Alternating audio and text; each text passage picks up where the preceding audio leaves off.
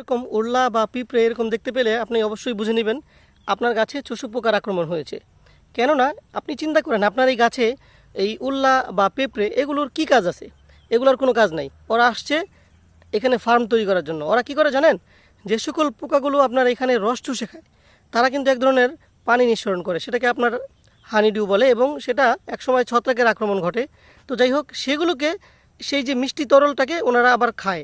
এর জন্য সেই পোকার যাতে কেউ ক্ষতি না করতে পারে এর জন্য ওনারা এগুলোকে ফার্ম তৈরি করে। এর জন্য অবশ্যই যখনই দেখবেন আপনার ফসলের জমিতে এরকম উল্লা বা পিঁপড়ার আক্রমণ ঘটেছে, আপনি অবশ্যই বুঝে নেবেন সেখানে চোষক পোকার আক্রমণ ঘটেছে। অবশ্যই সেখানে জৈবিক এবং রাসায়নিক ব্যবস্থাপনা যেগুলো আপনি সম্ভব সেগুলো গ্রহণ করবেন।